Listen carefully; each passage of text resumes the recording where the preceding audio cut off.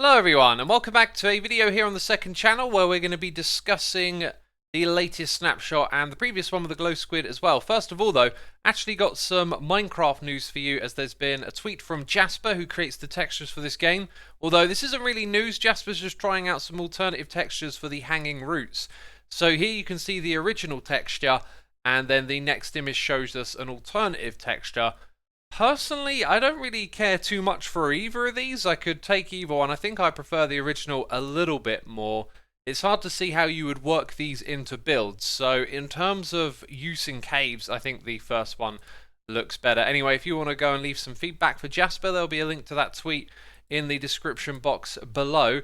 Let's talk about my thoughts on the last two snapshots. So we'll start with the last one that introduced the glow squid, the glowing item frame, the glow lynching, and here's what I think. You know, the glow squid is really not that interesting of a mob. It does have amazing particle effects, and you know, it looks really cool, but it's kind of novel, not really adding a lot to the game. I think it's okay that it's in the game, but it's just nothing special. So I think there might be an opportunity to make this more interesting if there was a unique biome you had to go to find it, kind of like the Mushroom Island. If it was a rarity, it could be a bit more of an adventure to seek this stuff out, and then obviously build a farm because you want to take advantage of the glow ink sac.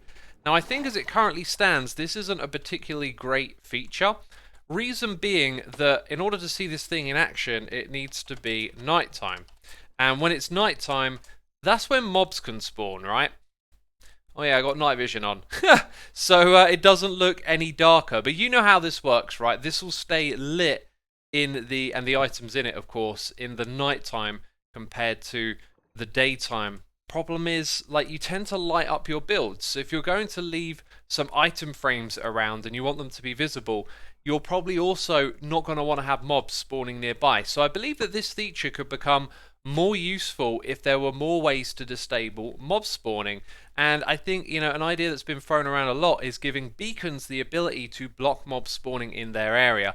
That would make this a lot more interesting because it would give players control over darkness in their builds and having control of light levels. And then, you know, you can have some dark areas and you can make your signs and the text on them and the item frames more readable. Otherwise, you're probably going to be putting a light source next to something you want to look at or have read anyway. So I think, you know, in general, the glow squid feature needs a bit of a boost. That is my opinion on that one. So moving on to the latest snapshot that we've had, which I covered on my main channel just a couple of days ago. We also had W05B, which is what I'm playing on right now. There was this feature that I missed. You could actually bone meal. Oh, this is probably why I didn't think it did anything, because I bone milled this block and I probably did it next to grass. Aha. Although that time it managed to put, oh, maybe it's what level it's at.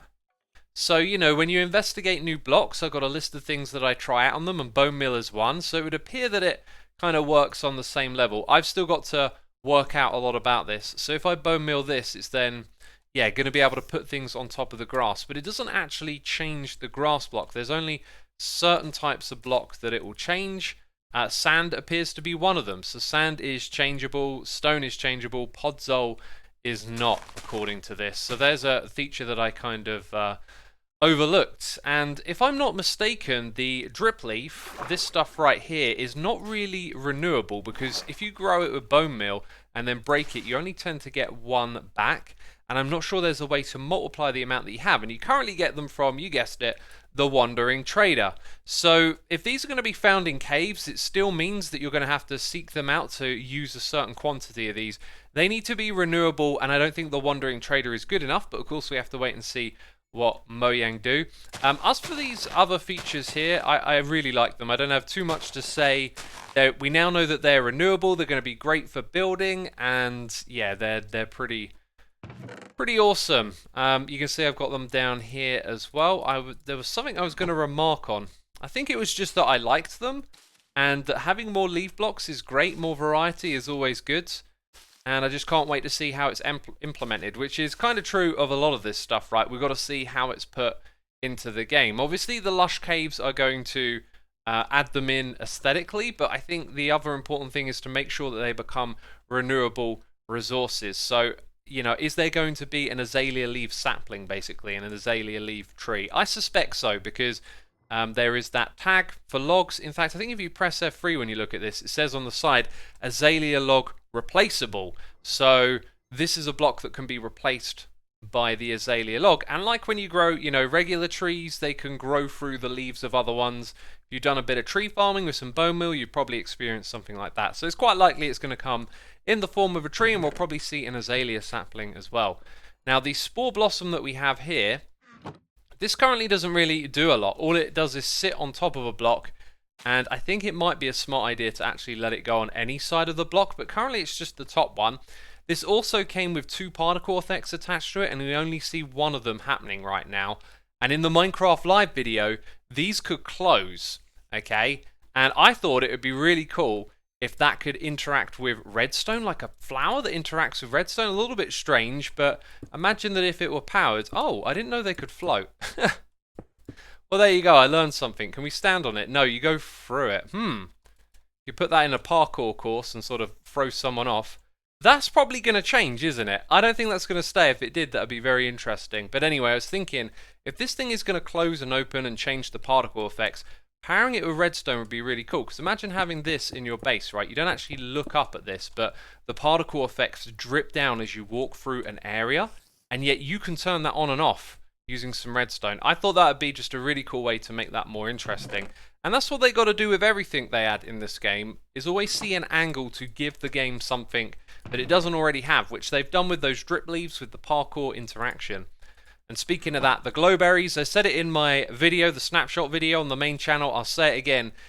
It would be great if the player would glow for a couple of seconds when they eat this. Now, in the context of a PvP battle, this could be great for mini-games, because the player would have to reveal their position when eating the food, right? And so it could kind of add in that element of, do I want to hide?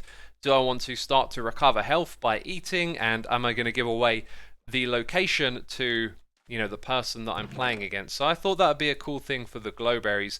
Now, when it comes to this stuff, I really don't have too much to say, actually. The rooted dirt texture is really good. That's just going to mix in well when you're doing your natural organic builds. There is no rotation on this texture. I think it could do with some rotation, because once you put down a fair bit of it, it's noticeably repetitive. There's also no action for bone mealing on here, and bone mealing on the underside won't create more hanging roots. So as always, whenever they add something, a way for this stuff to be regenerated is always important. So maybe you could bone meal it and it would spread, just so that you can farm it if you want to use it for aesthetic purposes. I also think it might be a cool idea to have a crafting recipe for this. Maybe you have regular dirt and bone meal in the middle, and then that way you can make this stuff, because again, common point that I hit on is making these things replenishable, and they're being added stage by stage. So, I'm sure Mojang have got some ideas for this.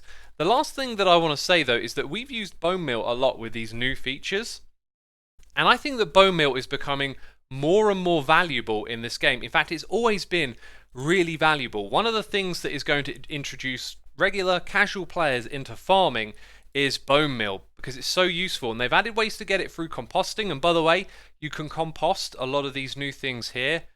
When I do my next snapshot video, if there is time and room to cover things I missed in this snapshot, I will go over some of the numbers there. Composting was an okay idea, but it doesn't yield as much as getting a skeleton spawner and getting bone meal that way. I think it might be wise just to think about how much the game relies on bone meal, maybe diversifying it a little bit, or finding some ways to give players more access to it. For example, you've got in the Nether the like bone cages that get left behind in the Soul Sand Valley, right? They're made out of bone blocks, and that gives you 9 bone meal each time. But that's just a game design thing. I'm noticing that as time goes on, there are just more and more uses for bone meal, and that means more demands, more farms, etc. And I think that's something that they should think about. That brings me to the end of all the things that I wanted to say, really, regarding this snapshot and the last one. And in the future on this channel, we will be doing more of these. So I don't say it normally on my second channel, but if you want to catch more of this type of content in the future, then subscribe over here. Also, little bits of Minecraft news get posted on this channel, as well as my live streams, and my main channel is where you get the full snapshot review when it comes out each week. So if you're not subscribed to either of the channels, go check them out Let's wrap it up there. Those are my thoughts. Thanks for watching, and I'll see you sometime soon. Bye bye.